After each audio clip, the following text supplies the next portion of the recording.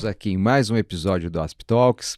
Gabi, como eu costumo brincar, cheguei aqui no meu primeiro episódio, falaram que eu não podia dizer boa noite, bom dia, porque o podcast é ouvido a qualquer tempo, a qualquer dia, a qualquer ano. Então eu, para não errar e também subverter um pouco aqui a ordem, eu faço o contrário. Dou bom dia para quem ouve de dia, boa tarde para quem ouve à tarde, boa noite para quem ouve à noite. E eu faço exercício, corro principalmente meio de madrugada, assim, tá meio escuro.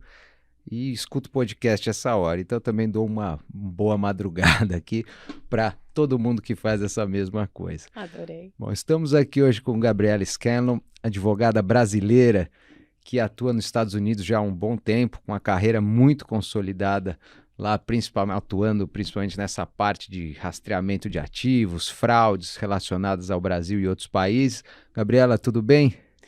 Muito obrigada pelo convite, Léo. Tudo ótimo. Boa madrugada, boa tarde, boa noite ao redor do mundo. Eu também sou fã de podcasts e escuto aí em qualquer hora e qualquer lugar. Mas queria agradecer a ASP, queria agradecer o seu convite. É mais do que uma honra poder estar aqui hoje e compartilhar um pouquinho aqui, talvez, da minha história. Eu não sei se eu sou tão interessante, mas vou parecer que assim sou. Prometo fazer o meu melhor. História interessante e trabalho interessante, né? Eu acho que hoje em dia é algo que fica até... grande parte do público aqui, acho que brasileiro, não conhece muito essa atuação nos Estados Unidos, né? A gente tem essa visão de filmes, de séries, né? Aquela júri, esse tipo de coisa. E você é especializada num trabalho muito relacionado a leads de outros países, principalmente do Brasil, e possibilidade de você atuar em casos de repercussão lá fora. Então, vamos tentando simplificar, vamos dizer, bens de brasileiros ou de pessoas estabelecidas no Brasil, eventualmente escondidos nos Estados Unidos, você tem esse campo de atuação. Explica um pouquinho para a gente como é que funciona essa sua atuação lá nos Estados Unidos, porque eu acho que isso é algo que a gente sabe que o Brasil, a justiça brasileira tem um grande problema nessa parte final, que é a localização de ativos, né?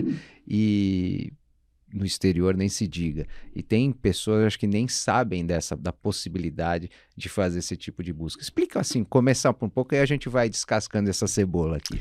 Maravilhoso. Bom, eu sou muito feliz com que eu atuo porque é adrenalina, é montanha-russa, é 24 horas e eu adoro.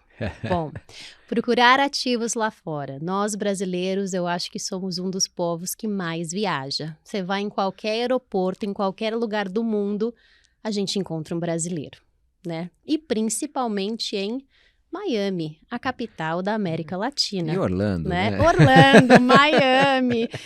E quando eu comecei na minha carreira jurídica, na verdade, eu já comecei a atuar com direito americano desde muito cedo na minha carreira.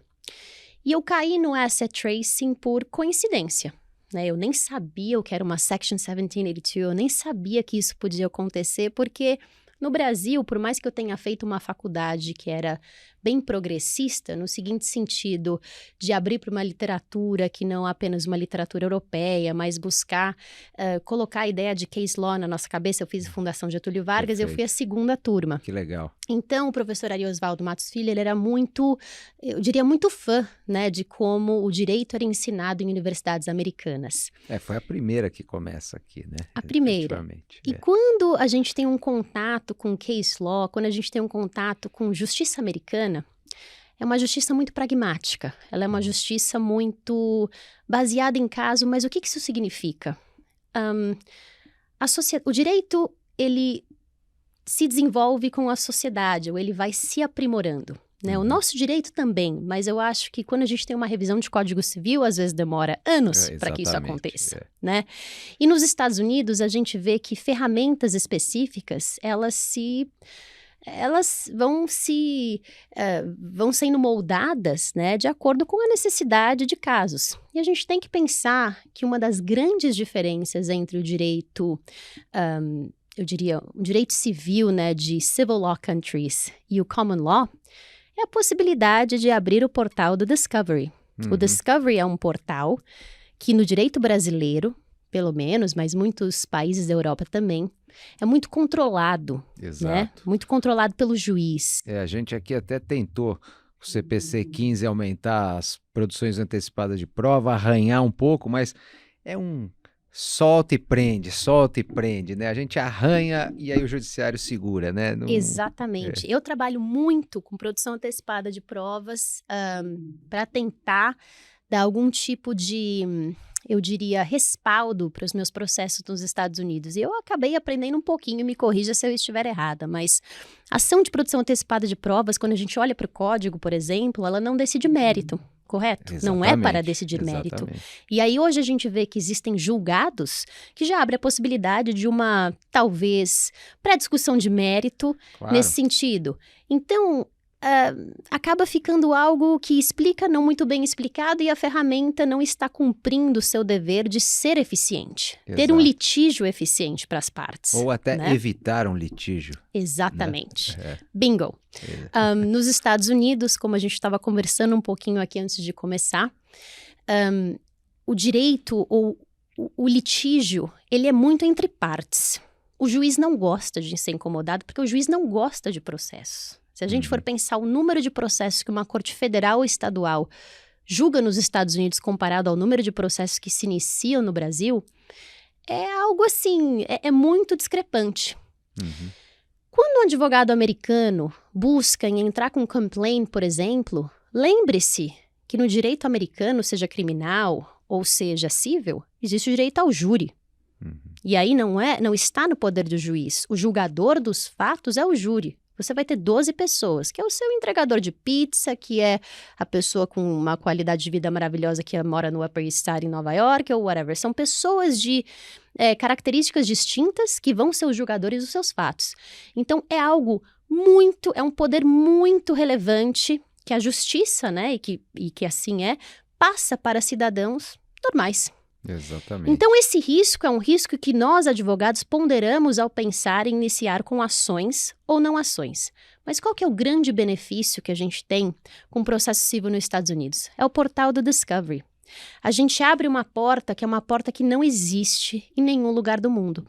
E ela serve justamente como um mecanismo de pressão. Pressão para que casos não cheguem, ultimately, aos jurados. Exatamente. Que as partes se entendam, porque você consegue abrir o que um lado tem e o que o outro tem. Porque não significa que eu sou autor e você réu, que eu só consigo pegar informações suas. Você pode pegar informações minhas. Exatamente. Então é um jogo, é uma troca, que ela é uma troca fair. E que eu entendo que em direitos de civil law ou países com civil law, isso é muito engessado. Né? O juiz está ali, ele está naquele controle, passou tempo, passou timing. E aí que a gente volta na parte de asset tracing e falando dos brasileiros. Os brasileiros, a vida dos brasileiros é cross-border. Ou seja, o brasileiro quer ter uma casa em Miami, o brasileiro quer ter um ativo fora do país. Isso é natural da cultura, né? Se a gente for pensar...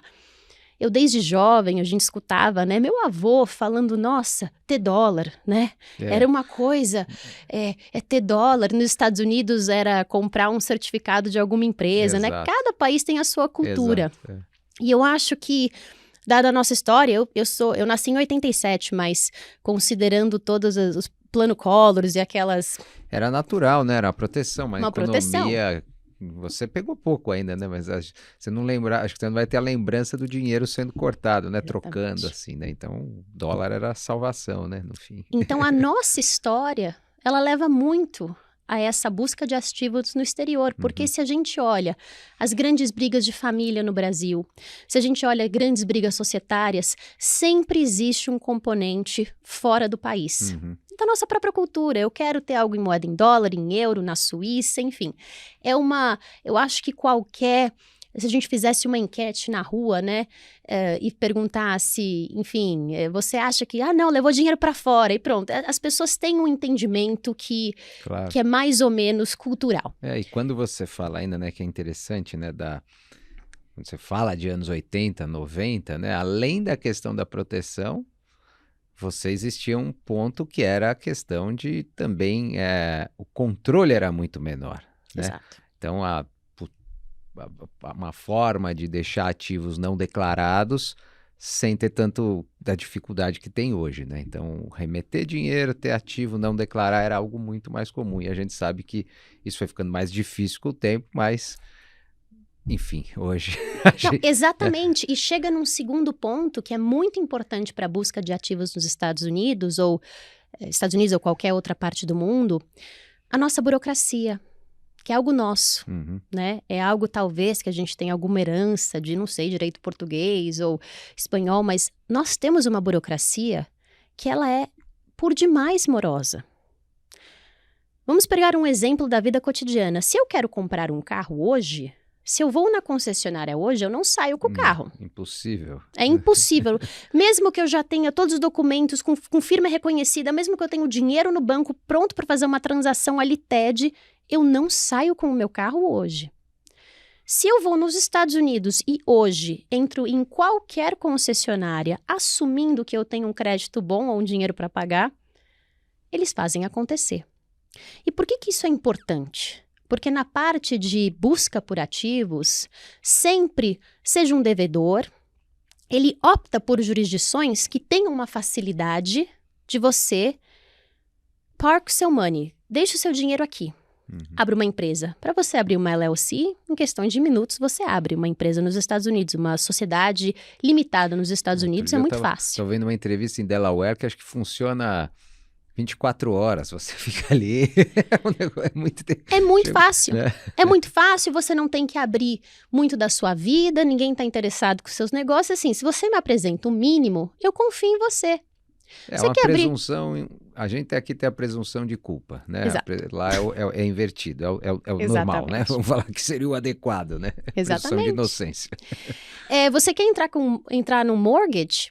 É fácil, você quer abrir uma conta bancária, tem o seu passaporte, esteja no país. Você quer comprar um carro, você compra. Então, essa facilidade, né? Essa não burocracia, ela incentiva, eu diria, que os ativos estejam que tenha uma frequência maior de cross-border transactions, de transações que estejam além da fronteira brasileira.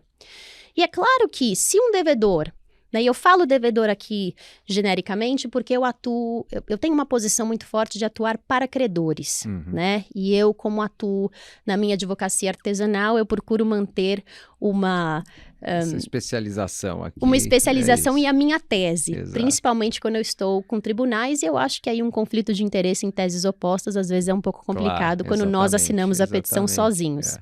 Mas, atuando mais para credores, o devedor, ele está sempre à frente de qualquer sistema e volta para o que você falou, Léo, da questão da quão rápida as informações são produzidas. E num sistema que nós dependemos de absolutamente, seja de um juiz, seja de um COAF, seja de uma autoridade, seja de um banco central para a produção de provas, nós já estamos perdendo. E não porque o sistema é ruim, não. É da forma como o sistema é moldado.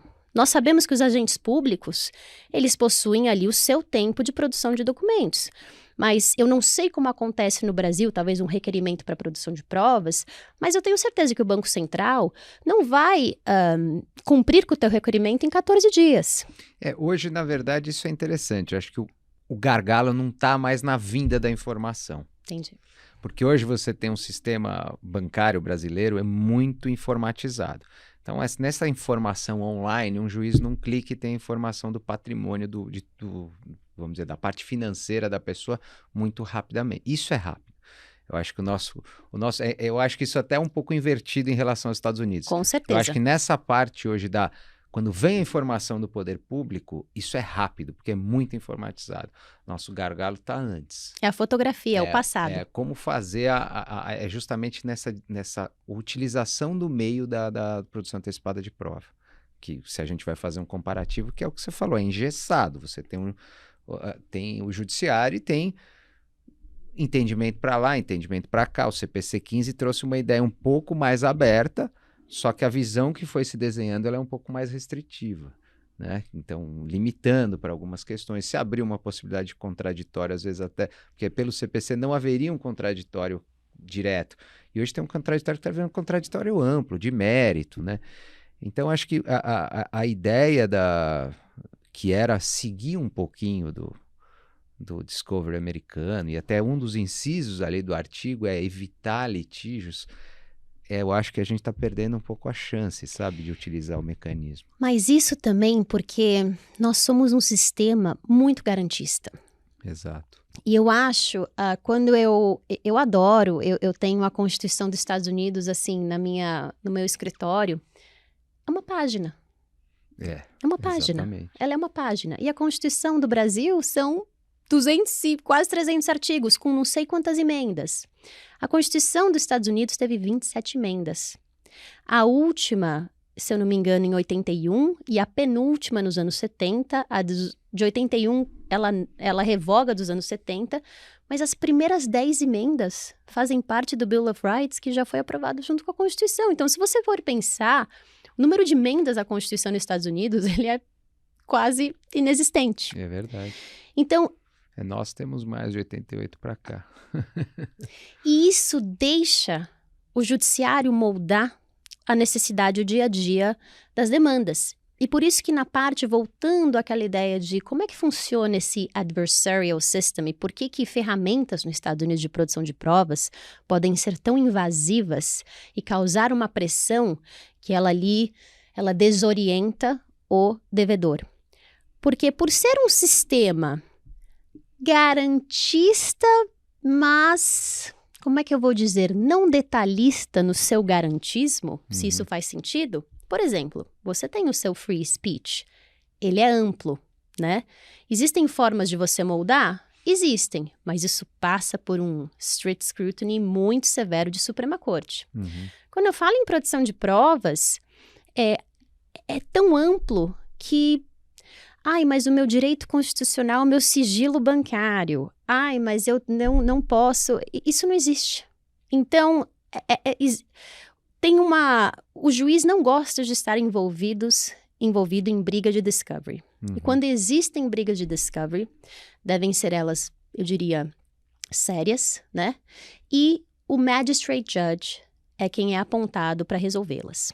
Então, no meu dia a dia, por exemplo, eu não vejo a parte contrária tendo qualquer argumento para negar a produção de provas de extratos bancários, de documentos financeiros sensíveis, como muitos devedores colocam, né, que seriam abertura de contas bancárias, e até mesmo testemunho.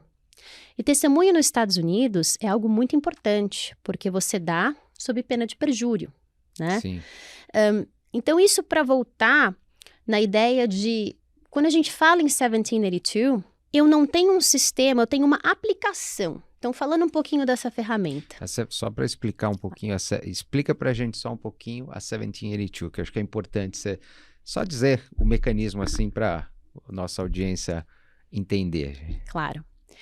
Os Estados Unidos possuem códigos. Certo. Eu falo para as pessoas, ninguém acredita. Eu falo, bom, tem código de processo civil, e tem lá todas as regrinhas. Claro. Cada juiz tem as suas regras. Isso é muito importante. Tá.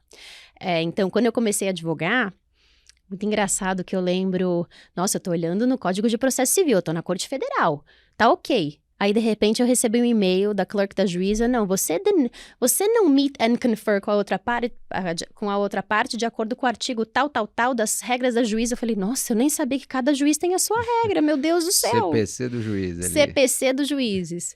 Então, isso é muito bacana, porque mostra o que cada um, você já consegue conhecer um pouquinho Entendi. de como que o juiz gosta dos seus casos, né?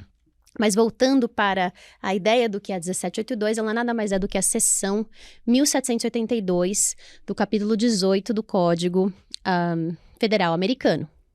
E lá fala basicamente em 4 linhas que os Estados Unidos, tendo alguma prova que seja relevante, seja necessária para uma parte interessada num processo estrangeiro, desde que essa prova esteja fisicamente presente no distrito onde você faça a sua aplicação e que seja para a utilização de um tribunal, né? O sistema americano federal, né, pode receber um requerimento destes. Então, é uma aplicação. A gente chama de application. Não é o início de um processo. Tá. Isso é importante porque a gente fala que o briefing schedule, ou seja, a previsibilidade de quais peças serão revisadas pelo juiz já é algo set, é algo que não muda. Então, eu não posso ter uma motion para isso, uma motion para aquilo. Então, a gente sabe mais ou menos o andar da carruagem, né? E essa primeira application, ela é feita ex parte. O que isso significa? Eu não preciso dar conhecimento à parte contrária que eu estou entrando com esse pedido. Então, olha o poder dessa ferramenta.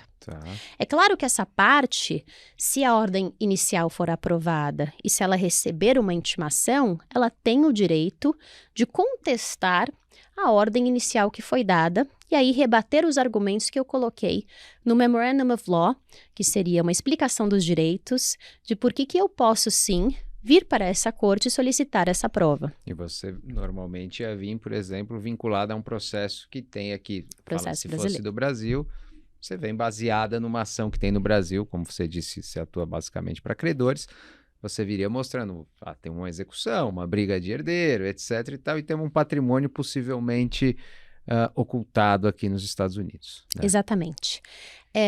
A 1782... Ao longo dos anos, a Suprema Corte decidiu só 2 casos de 1782. Então, o primeiro em 2004, e é um caso chamado Intel. E, como eu disse, alguns segundos atrás, a lei só coloca 3 requisitos para você vir e ter uma application. Parte interessada. O que é uma parte interessada? É um conceito amplo. É um autor? Claro, uma parte interessada. Sim. Mas pode ser alguém que tenha um interesse processual? Pode.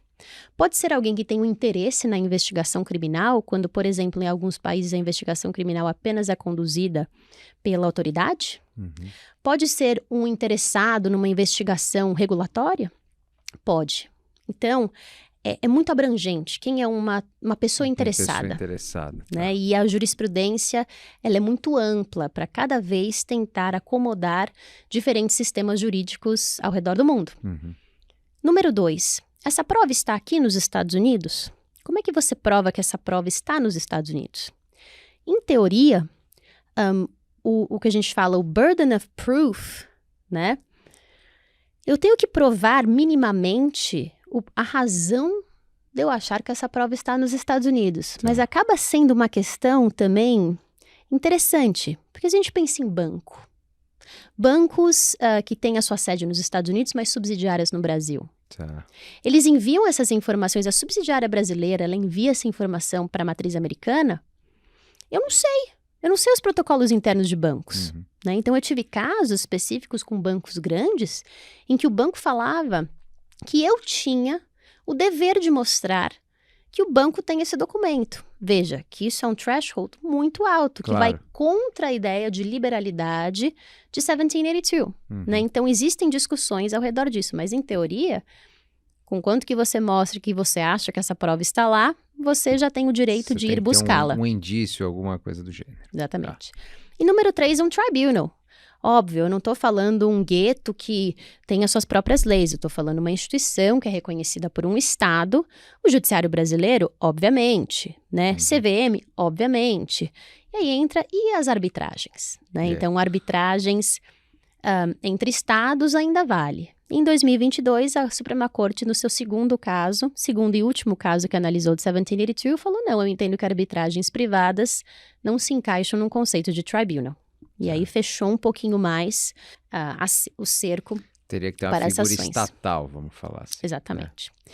E aí, em 2004, vendo que, poxa, as cortes começaram a ter uma enxurrada de applications, né? Todo mundo quer vir para os Estados Unidos, basta eu ter um processo aberto ou contemplar um processo. E esse é o bonito da ferramenta. Você tem um cause of action, você está estudando a possibilidade de entrar com uma ação de produção de provas, de entrar com uma ação de cobrança ou uma ação de execução de título extrajudicial. Todos esses tipos de ações no Brasil. Só que você não sabe, você não tem ideia de onde os bens dos devedores estão. Então, você, obviamente, não sentamos aqui em 5 minutos e fala, vou entrar com uma ação amanhã. Não é assim. Claro. Mas quando existe um demonstrativo de que a parte, né, o credor, nesse caso, ou uma parte que seja interessada, esteja estudando a possibilidade de uma medida num fórum internacional, você não precisa nem ter aquela medida protocolada, você não precisa ter uma ação. Você simplesmente coloca a declaração do advogado brasileiro, de um advogado de qualquer lugar do mundo, que fale, olha, nós estamos estudando aqui com base no código tal, com base nessa lei, com base nessa jurisprudência, e essa prova, ela vai ser de muito relevante para eu saber se efetivamente eu tenho um cause of action ou se eu não tenho um cause of action, né? Então, é muito amplo. E aí, em 2004, a Suprema Corte acabou colocando alguns requisitos discricionários para tentar jogar para o juiz, na sua discricionariedade, como que o juiz poderia decidir. E nesses 4 critérios discricionários que, bem por cima, bom, essa prova está presente na jurisdição de onde você vem? Porque se ela tiver, talvez não seja necessário você vir aqui. Não é um impeditivo, mas... Não haveria um interesse processual. Exato. Vamos considerar se realmente você precisa vir até aqui, né? Porque se você está vindo até aqui, mas essa prova está no seu país... A gente vai para o número 2. Existe alguma decisão no seu país que lhe proibiu de buscar esta prova específica? Porque se existe, eu não vou passar, eu, corte americana, não vou passar por cima daquela decisão. Tá. Né? Então, é o segundo critério que faz sentido. Claro. Número 3. Você está tentando circumvent, você está tentando dar um pelé, né? Dar um pedala na sua própria jurisdição, porque você não quer esperar essa quantidade de tempo, por causa disso e daquilo, e vir para cá. Então, normalmente, o critério 2 e 3, eles são muito juntos, né? Tá. E, por fim, a pessoa que precisa produzir essa prova, ela vai ter que passar por buscas com, meu Deus, esforços homéricos para conseguir encontrar essa prova, né? Então, essa é a discricionariedade que a Suprema Corte abriu para o juiz.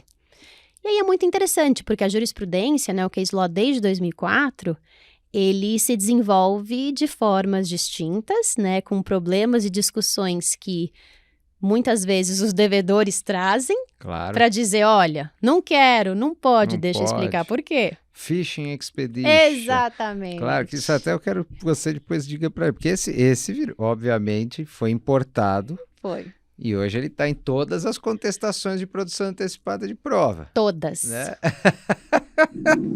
Essa é a defesa maior. Semana Fishing passada Expedition. até recebi uma decisão, falei, nossa, o termo até em inglês foi citado, né? Agora também está começando nesses litígios, é o assédio processual. Tem. Né? Então, estão se importando todos os termos da justiça americana, né? Exatamente. E é engraçado porque eu estava trabalhando numa apelação que eu fiz a sustentação oral em Nova York esse ano, e eu fui ver de onde vem esse termo Fishing Expedition. Eu falei, quem começou a usar isso? Porque um dos argumentos que eu queria rebater, o outro lado fala que eu venho com Fishing Expedition, mas espera aí, eu coloquei provas específicas e eu falei o que eu quero com base em provas específicas. Olha, de tal data, esse ativo saiu do Brasil. Esse ativo veio para cá. Então, não é que eu tô casting a net, né? Que eu tô jogando uma rede ali para ver o que pega. Vou pegar, é um crustáceo, é um peixe, é tudo junto. Não, eu sei o que eu quero pegar, né? E aí tem um caso da Flórida, acho que é de 1973, que começa com a ideia de Fishing Expedition, né? E que mais recentemente a gente vê alguns casos que, sim, principalmente empresas de transporte marítimo, que processam partes, seja em Dubai ou em outros lugares do mundo, vão para os Estados Unidos para saber, eu quero saber quais ativos esse devedor tem aqui. Veja, quero saber quais ativos o devedor tem aqui. É diferente do credor mostrar, eu sei que esse ativo saiu do país de origem, eu sei que esse ativo veio para cá. Obviamente, nenhuma investigação começa pelo fim.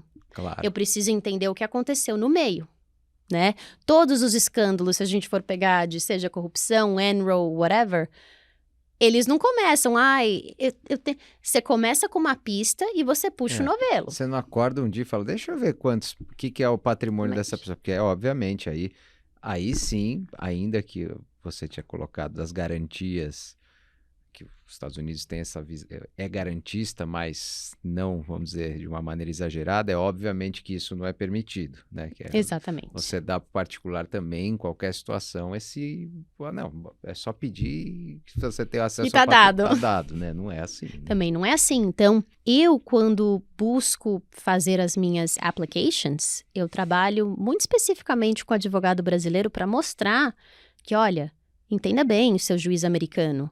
Eu não tô aqui vindo castanet, eu não tô aqui vindo jogar minha rede, não. Eu sei o que eu quero. E eu quero desta data até desta data, porque existe um período relevante de aqui até aqui. Uhum. Agora, veja, que no direito civil norte-americano, a questão do que é relevante, essa é uma pergunta extremamente ampla. É óbvio que eu não posso, numa deposition de um processo civil, eu posso perguntar o que eu quiser, na verdade, para outra parte. Eu tenho, assim, uma certa autonomia, mas você tem que enviar tópicos de análise antes para o advogado ter da outra parte conseguir se preparar. Para ter um escopo de onde você vai trabalhar. De onde você vai trabalhar. Interessante. Mas se no meio do testemunho eu tenho algum tipo de informação relevante, eu posso explorar aquilo, seja pessoal, não me interessa, né? Eu não posso utilizar do mecanismo civil como um mecanismo de harassment. Eu estou aqui, eu tenho um processo sobre uma dívida, eu vou começar a falar do relacionamento extraconjugal do A com o B. Não dá, né? Tá. Mas se o relacionamento extraconjugal do A com o B... Exato, aí vem o objection. Mas se aquele ponto de informação for relevante para qualquer tema de fraude, eu posso explorar. Sim. Então é muito interessante. Por exemplo, se ele tinha uma amante e passou ativo para lá, passa a ser relevante. Né? Passa a ser relevante, né? E as objections, quando a gente fala em depositions, por exemplo, a gente olha muito no filme objection, Exato. objection, objection. Na verdade, elas constam ali num transcript, mas a parte tem que responder. Então, o advogado vai fazer um objection, mas a parte tem que responder. Ela só pode ficar em silêncio, obviamente, se ela for se incriminar, né? E aí é muito mais um contexto penal do que civil. Claro. Civil é um liability civil, então é muito mais abrangente. Deixa eu te fazer eu peguei duas... Eu já pensei um pouco anteriormente nisso e dois pontos que você falou que acho que seria interessante você falar, que é aí sobre o exercício da advocacia e nos Estados Unidos versus, assim, comparativamente ao Brasil. Primeiro, assim, até você falou esse ponto, eu tenho uma linha de conduta, né, que eu não falar uma coisa diferente do que eu falo, em outro caso falar assim, isso no Brasil, o advogado um dia está falando uma coisa, outro dia está falando outra. E aí, a minha visão é um pouco, seria até nesse sentido quando a gente estava falando da discovery, que obviamente, como você bem coloca, há uma questão básica que é de diferença de estrutura de justiça e até de estrutura do direito. Você fez o comparativo com a Europa também, não só com o Brasil. Mas também, às vezes, nós temos um estatuto que enumera prerrogativas que não acaba mais para o advogado. Uma delas, em tese, a gente tem fé pública, por exemplo. Mas é o típico poder que nunca grudou. Nenhum advogado pode ir lá e reconhecer uma firma.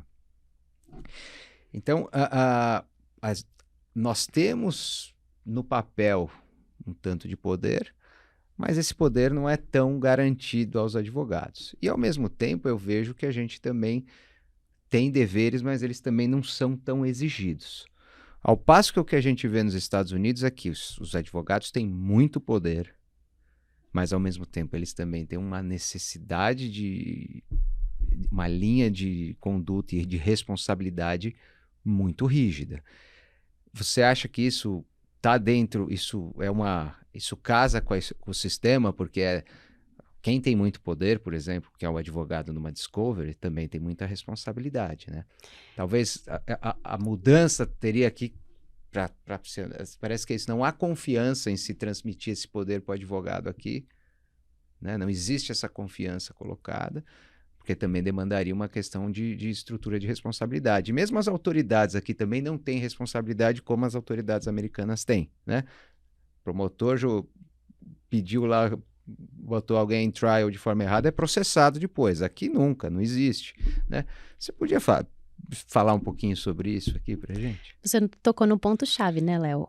With great power comes great responsibility. Exatamente. E se eu chego amanhã numa corte e eu falo, sim, eu represento o Léo, tô aqui, a juíza leva a minha palavra. Eu não preciso apresentar uma procuração. Todos os clientes brasileiros me falam, não, mas você precisa de uma procuração? Eu falei, não preciso de nenhuma procuração. É óbvio que todos têm uma engagement letter, mas em algumas jurisdições, eticamente, você nem precisa de uma engagement letter escrita, assinada por um cliente. É louco pensar nisso, né?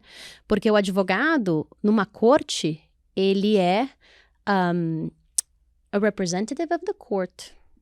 Então, quando eu faço casos criminais, em que eu tenho clientes que não aparecem para o seu dia de corte, se eu faço qualquer representação para um juiz, o juiz me acredita. E se eu mentir, eu levo a culpa. Uhum. Eu na minha física, Advogada, eu diria. Advogada, na minha OAB, na minha profissão. Profissional.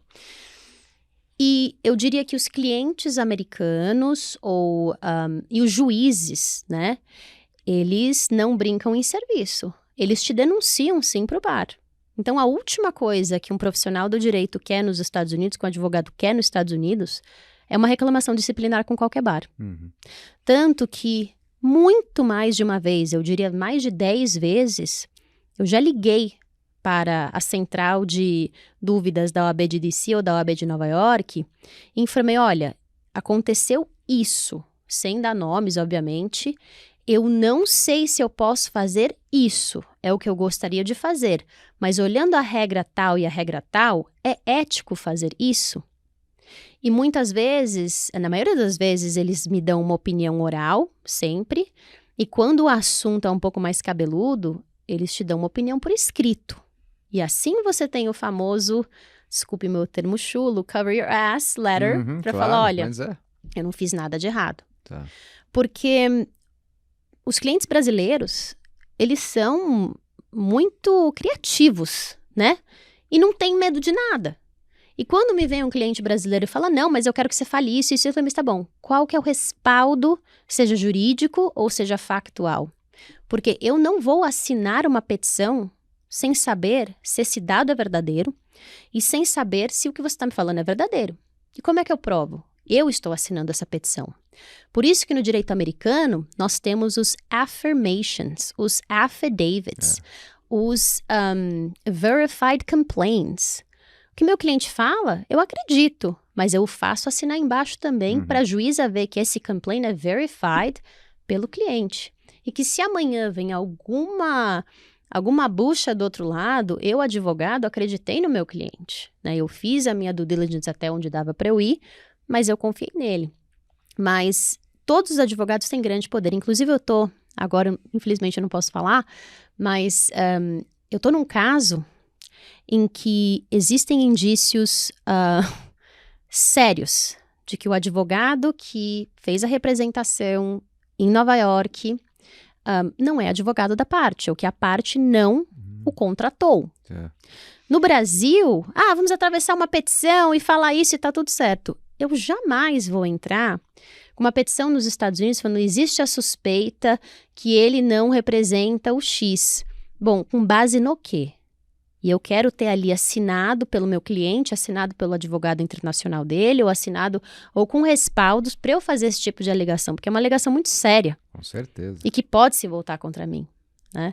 Então, o direito americano, ele acredita muito em você, né? O juiz vai acreditar em tudo que você falar. Mas, se você mentiu, aí já era. É um pouco do próprio sistema que a gente falou, da presunção de inocência, a presunção de culpa, né? A forma que as coisas, como a gente olha, né? O Estado como se desenha. A gente vê no Estado brasileiro muitas vezes o desenho que a presunção é de culpa, né? Então você tem que sempre estar provando que você está certo. Então é a história da firma, do mais simples, é a firma reconhecida. Então já existe uma presunção que a assinatura não é verdadeira, né? Você precisa sempre reconhecer.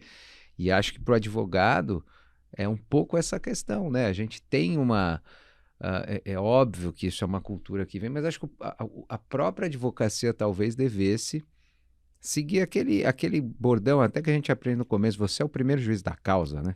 E passar a agir como tal, né? Que é o que você falou, grandes direitos vêm com grandes responsabilidades. Então, Eu sinto muito, acho que nessa questão da produção antecipada de prova, quando vem para o Brasil, eu sempre senti um pouco isso, que assim, lá você nem precisa do juiz, né? Enfim, na Discovery. E aqui mesmo sempre tem esse certo freio de achar, de se pensar que pode estar havendo um abuso, né? Então acho que isso precisa ter uma mudança que não é só de lei, né? É de cultura, né? 100%. E você quer mais? Trabalhando com cliente brasileiro, é exatamente o que você falou. A gente quer explicar. Pergunta como vai? Não, deixa eu explicar. Porque hoje fez sol, eu falo, gente, quando eu preparo os meus clientes brasileiros para sentar em depositions, eu falo, presta atenção na pergunta. A resposta é sim ou não. Se o advogado quiser explicação, ele vai pedir. Não fala, é porque... não, mas deixa eu explicar. A resposta é sim ou não. É simples. Porque começa a querer explicar, fazer sim ou não. Acabou, né? E os clientes brasileiros têm essa necessidade. Não, mas eu quero explicar mais. Menos é mais. E quer ver por quê? Eu diria, não falo por todas as jurisdições americanas, mas na jurisdição que eu mais atuo, que é no Southern District of New York, você tem limite de páginas para tudo. 10 páginas de opposition, 20 páginas de memorandum of law, 25 páginas no máximo. Uma apelação, você não pode passar de tantas 1000 palavras. E isso, se você não tem, se seu argumento principal, não importa qual, assim, a magnitude do seu argumento, se você não consegue falar em 20 páginas, amigo, já era. E você tem que ter um Certificate of Compliance. Todas as peças no direito americano, elas são acompanhadas por um Certificate of Service no seguinte sentido, olha, nessa data eu protocolei, todos que estão aqui no sistema, né, receberam essa peça. E número 2, um Certificate of Compliance, de acordo com as regras da corte, ou específico, ou de acordo com as regras dos juízes, essa petição não tem mais do que 10.000 palavras. E você assina. E se tem mais, eu vou te dar um exemplo. Faz uns 3 anos eu estava na corte de Delaware e eu porque tinha que cortar, estava tentando cortar tudo e mais um pouco. E para o outro lado, né, eu já tinha dado pelo menos umas 3 aprovações, o que a gente chama de stipulations, né? Eu concordo com você. Quando você estipula entre os advogados, o juiz simplesmente dá uma canetada. Tá. O outro lado queria mais páginas. Eu falei, sem problemas, eu te dou. E óbvio que a gente espera recíproca, o que não aconteceu. No dia do filing, eu era um pouco noviça ainda na jurisdição de Delaware, que diferente de outras cortes que você pode fazer o protocolo até 11h59 da noite, era só até as 5 da tarde. Poxa. Aí eu falei, meu Deus do céu, mudou tudo, né? O advogado, era 2 e pouco, o advogado falou, então, cadê a petição? Eu falei, o quê? 5 horas? Não consigo, meu Deus do céu. E comecei a sair cortando um monte de coisa. Escrevi para o outro advogado, falei, olha, tô esperando uma stipulation para eu conseguir pelo menos passar 300 palavras. Não era mais do que 300 palavras, era assim, nada que ia mudar, mas eu queria deixar pelo menos o argumento da forma para não ter que modificar toda a linguagem. E eu fui e fiz o protocolo sem um Certificate of Compliance, porque eu achei na minha cabeça que não seria algo, nossa, material. Claro. Né? Poxa, já dei essa oportunidade para o outro lado mais de uma vez, e a recíproca é bem-vinda e eu não tive, né?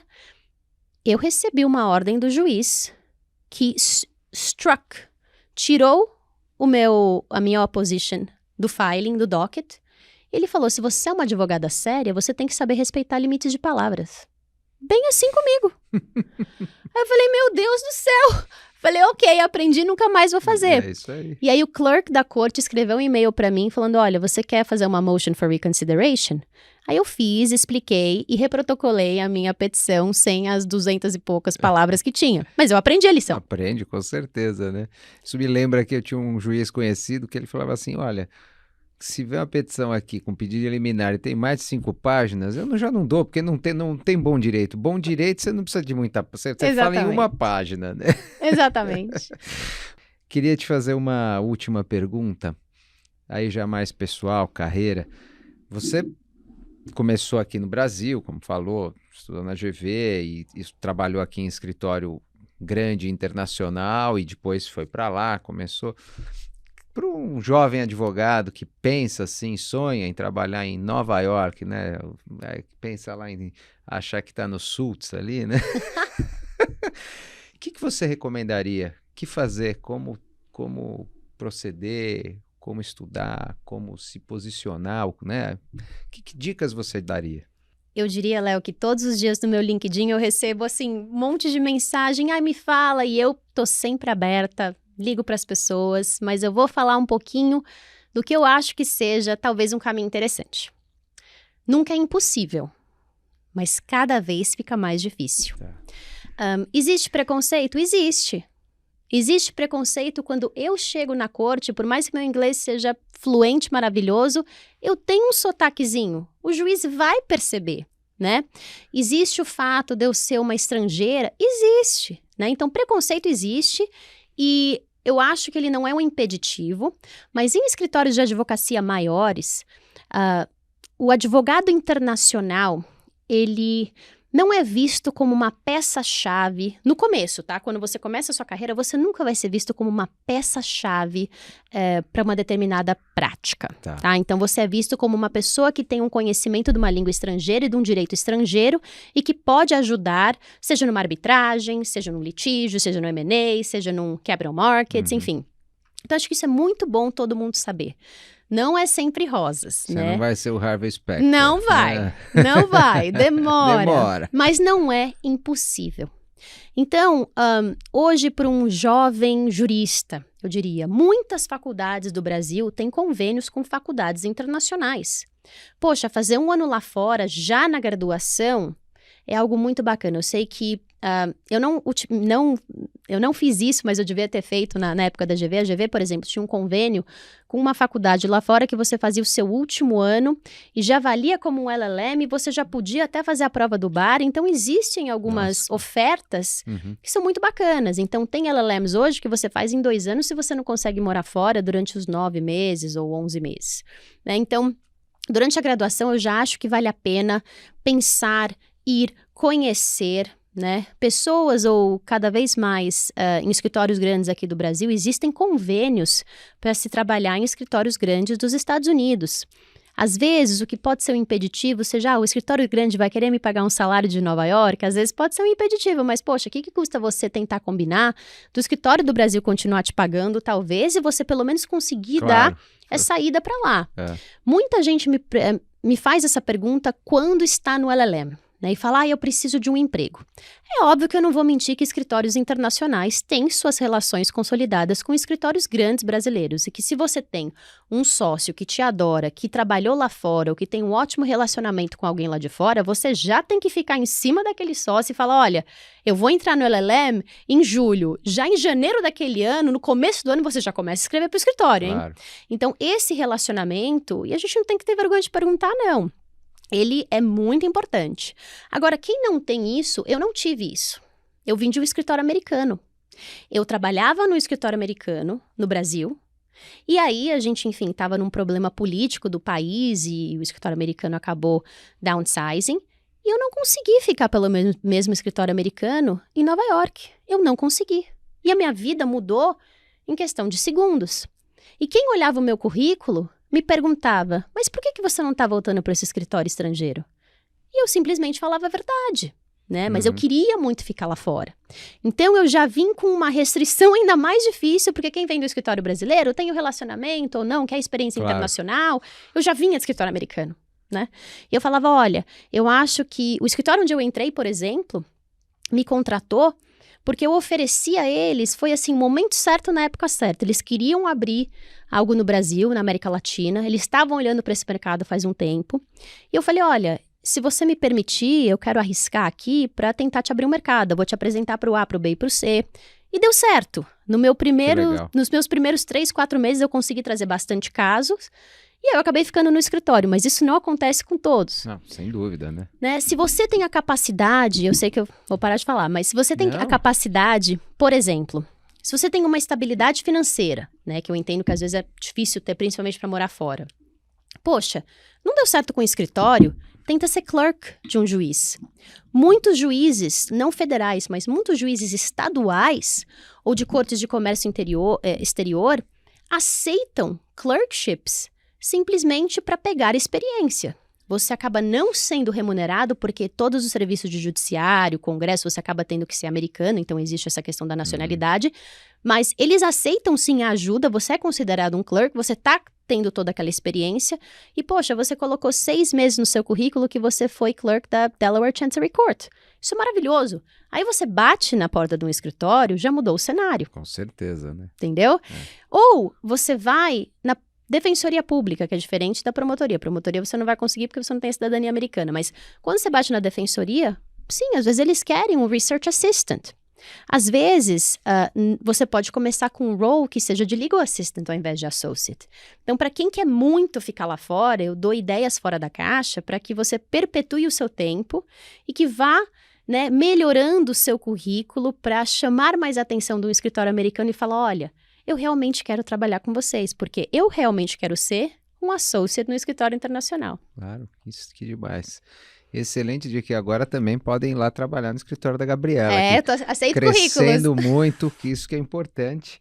Mas já fica aqui a ideia uma segunda conversa, quando você vier para porque até a Gabriela teve experiência no DOJ, promotoria americana, em Nova York, né? Foi em Washington. Em Washington. Que, enfim, aí a gente ia falar um pouquinho do outro lado, né? Enfim, falar um pouquinho também do lado da acusação, mas acho que aí a gente precisa de bastante mais tempo, né? Vou adorar. Então vai ser ótimo. Quando tiver de volta, será um prazer recebê-la novamente. Uma honra. Tá? Muitíssimo obrigado, adorei a conversa, Gabi. Obrigada a você, Léo. Uma honra estar aqui. Obrigada a todos. Muito obrigado a todos. Até a próxima. Tchau, tchau.